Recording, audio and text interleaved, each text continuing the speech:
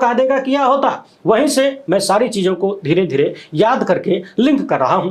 याद करिए 2024 के चुनाव से पहले भाजपा समर्थित किसी भी व्यक्ति से जब आप मोदी सत्ता के कार्यों के बारे में पूछें तो वो लोग दो चीज को टप से याद दिलाते थे, पहला राम मंदिर, दूसरा 370। राम मंदिर की हकीकत क्या है, कितने बड़े बड़े स्तर पर यहां भ्रष्टाचार की कहानियां सामने आ रही हैं, वो आपने देख ही लिया। अब 370 की कहानी सुन लीजिए। जिस दिन प्रधानमंत्री मोदी तीसरी बार शपथ ले रहे थे और जिस वक्त शपथ ले रहे थे उसी वक्त जम्मू कश्मीर में आतंकी हमला हो रहा था और लगातार कई दिनों तक वहां हमले होते रहे।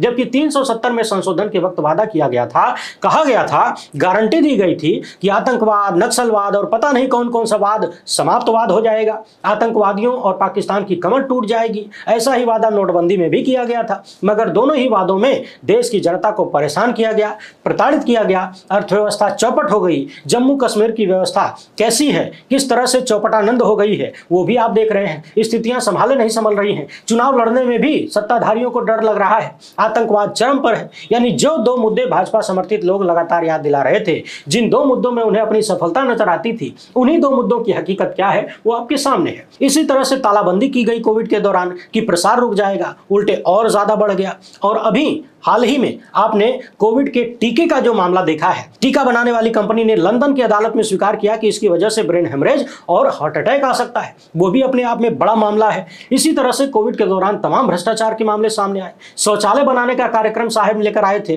वो भी अब पूरी तरह से फेल होता हुआ नजर आ रहा है। ज्यादातर शौचालय अब बिना काम के हो चुके हैं। पहले भी बहुत सारे खाली नाम के ही थे, मगर अब ज्यादातर की हालत खत्म हो चुकी है, बहुत सारे तो गायब भी हो गए हैं। तो उसमें भी भयंकर भ्रष्टाचार की कहानी सामने आई। ऊपर से लेकर नीचे तक भ्रष्टाचार ने इस कार्यक्रम पर भी शौच कर दिया। आए थे डीजल पेट्रोल सस्ता करने, हकीकत जो है आप देख ही रहे हैं। डीजल पेट्रोल खरीदते समय थैंक यू फलाने जी बोलते हैं कि नहीं।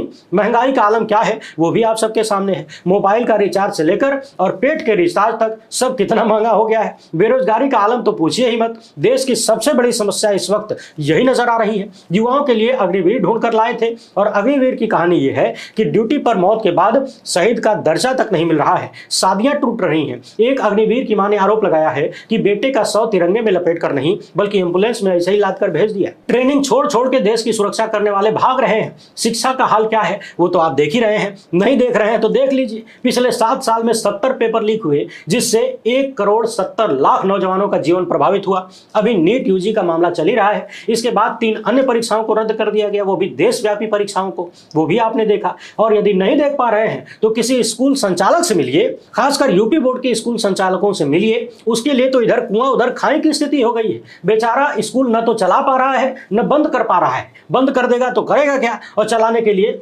नहीं है, व्यवस्था नहीं है। सरकारी स्कूलों की हालत यह है कि छात्र हैं तो शिक्षक नहीं है, शिक्षक हैं तो नियुक्ति नहीं है। नीट के मामले में अब तक 25 गिरफ्तारियां हो चुकी हैं। भाजपा का नाम लगातार चारों तरफ से आ रहा है कि भाजपा के लोगों की मिलीजुली सरकार है। देश भर में जो हाईवे बन रहे हैं उनकी हकीकत क्या है वो भी हमने आपको लगातार दिखाया। उत्तर प्रदेश के विधानसभा चुनाव से पहले पूर्वांचल एक्सप्रेसवे को लेकर खूब प्रचार किया गया, फाइटर प्लेन उड़ाया गया, मगर उसके कुछ ही दिन बाद किस तरीके से पूर्वांचल एक्सप्रेसवे में भी जगह जगह पर दरार पड़ने लगी, फटने लगा, भ्रष्टाचार की कहानी सामने आई। वाराणसी गोरखपुर एक्सप्रेसवे हमने वहां पहुंचकर दिखाया था किस तरीके से चारों तरफ हाईवे एक तरफ बन रहा है, एक तरफ फट के छितरा रहा है और उसमें काला काला डाल के लाल लाल डाल के उसको चिपकाने की कोशिश हो रही है। पता नहीं उसको क्या कहते हैं। ये सब आपने देखा। बिहार में किस तरीके से एक के बाद एक लगातार पुल गिर रहे हैं, ये भी आपके सामने है। चुनाव से पहले ही मुंबई में प्रधानमंत्री जाकर अटल सेतु का उद्घाटन किया। बॉलीवुड के स्टारों से वहां पर प्रचार करवाया गया। अटल सेतु की सड़क कैसे फट के छितरा गई है ये भी आप सबके सामने है। पिछली कांग्रेस की सरकार ने देश की जनता को एक बेहद महत्वपूर्ण अधिकार दिया था, राइट टू नो, यानी जानने का अधिकार, यानी सूचना का अधिकार, राइट टू इंफॉर्मेशन जिसे कहते हैं। उसे इन्होंने आते ही कमजोर करना शुरू कर दिया। यानी पहले से ही प्लानिंग थी कि लोगों को जानने का अधिकार छीन लो, नहीं तो हमारे भ्रष्टाचार की पोल खोलेगी। पहले से ही छुपाने का प्रयास, यानी लोकतंत्र को कमजोर किया, संविधान को कमजोर किया। बाकी सबसे ज्यादा हमला तो संविधान पर ही हो रहा है, जनता के अधिकारों पर ही हुआ है, ये भी आप सबने देखा है। राइट टू एजुकेशन भी था, उसमें भी तरह तरह के खेल किए गए। शिक्षा के बजट को शुरुआत से ही गिराना शुरू कर दिया गया। इसी देश का एक राज्य है मणिपुर, जो पिछले 14 महीने से हिंसा का शिकार है, और अब तो मणिपुर हाईकोर्ट के चीफ जस्टिस भी बेहद गंभीर सवाल उठाने लगे हैं, आरोप लगा रहे हैं वहां की सरकार पर। यहां तक कहने लगे हैं कि मणिपुर की हिंसा अभूतपूर्व है तथा सरकार चुनिंदा तरीके से अदालत के आदेशों का पालन कर रही है। यही आरोप तो मणिपुर के लोग भी लगा रहे थे पिछले 14 महीने से कि सरकार मनमाने ढंग से काम कर रही है, कुछ लोगों का समर्थन है और कुछ लोगों को मरते हुए छोड़ दिया जा रहा है। एक कहानी ये भी देख लीजिए, मध्य प्रदेश की है, जहां पिछले लगभग 2 दशक से भाजपा की सरकार है और केंद्र में 10 साल से भी भाजपा की सरकार है।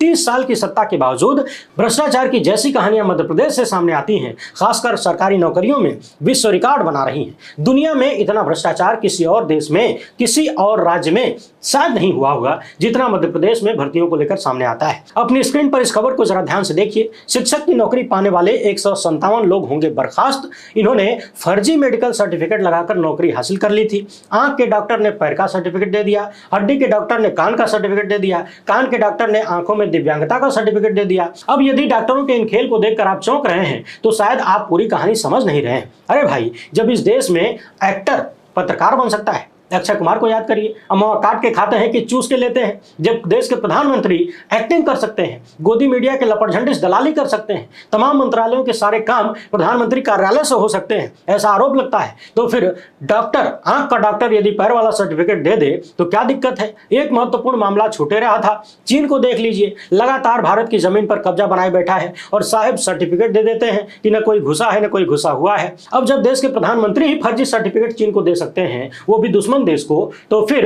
डॉक्टरों ने फर्जी सर्टिफिकेट दे दिया तो कौन सा पहाड़ टूट पड़ा। बाकी देश में महिलाओं का क्या हाल है पिछले 10 सालों में, ये तो आप सबने देखा ही है। कहीं बनारस में भाजपा IT सेल के गुर्गे ही बंदूक के दम पर छात्रा से दुष्कर्म करते हैं,